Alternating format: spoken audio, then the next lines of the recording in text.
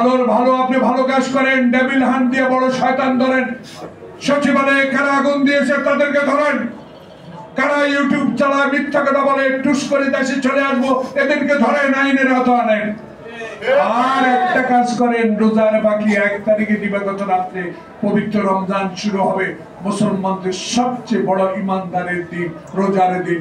সেই দিনে যেন আমি বুট পেঁয়াজ বেগুন সস্তা দামে কিনে দিতে পারি। দয়া করে সিন্ডিকেটকে এখনই গ্রেফতার করুন। আবার নতুন সিন্ডিকেট হবে, আবার আপনার বদনাম শুরু করবে। এটা তাল বাহানা করে কিছু কিছু লোক যারা নির্বাচন চায় না তাদেরই ষড়যন্ত্রের অংশ হতে পারে বলে জনগণ মনে করে। আপনাকে আমরা সর্বাধিক সহায়তা করব। আরে 7 মাস হয়ে গেল, ডেভিল হান্ট করলেন কদিন হয়, এখন কি পুলিশ পরিদর্শক চিন্তায় বেড়ে গেছে। গত 2 দিন আগে রাত্রে নাকি ঢাকা শহরে কেউ ঘুমায় না, পারা নেই।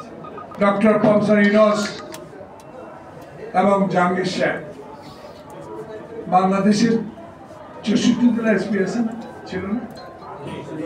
ডিসি ছিল, 460টা থানায় ওসি ছিল, ওসি গুলো আনেন না, আইনে আপনি একটা হোটেলে রাখেন, রেখে জিজ্ঞান কার কার কাছে অস্ত্র আছে, তোরা জানো, তোরা সব জানো। এসপি ডিসি ওসি টিআরও তোমার থানায় গিয়ে কারা জুলাই আগস্ট বিপ্লবে 1400 অস্ত্র লুট করেছে তাদের লিস্ট তৈরি করে তাদের আইনে দেওয়া না, আইনের আওতায় একটু দেখেন। ডক্টর ইউনূস বলেছে আমি যখন একা থাকি আমি অসহায় মনে হয় আমার কাছে, যখন রাজনৈতিক দলগুলো আমার কাছে আসে আমার শক্তি বেড়ে যায়। ডক্টর প্রফেসর মোহাম্মদ ইউনূস আপনাকে 18 তলা পর্যন্ত পায়ে হেঁটে লিফট বন্ধ করে দিয়ে মামলায় হাজিরা দিতে হয়েছে। এগুলা মনে রেখেই, জনগণের কথা মনে রেখে একটা নির্বাচন তাড়াতাড়ি দিয়ে আপনার কাজ না, পার্লামেন্টের কাজ।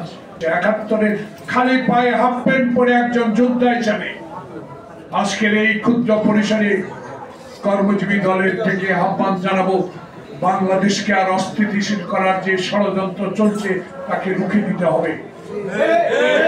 তাকে আপনিই পারেন রুখে দিতে, কারণ আপনার চারিপাশে আমরা হাজারো লোক আছি। 2-1 যদি উপমন্ত্রণা দেয়, সংসদ নির্বাচনের আগে স্থানীয় সরকার নির্বাচন চায়, কেউ কেউ কিংস পার্টি করার কথা বলা হয়, আমি বলবো না, জনগণ বলা শুরু করেছে। আরে আপনার দলকে আমি আন্তরিক অভিনন্দন জানাই, আসুন রাস্তা আসেন, গণতন্ত্রের পক্ষে কাজ করেন, মুক্তিযুদ্ধের চেতনায় কাজ করেন।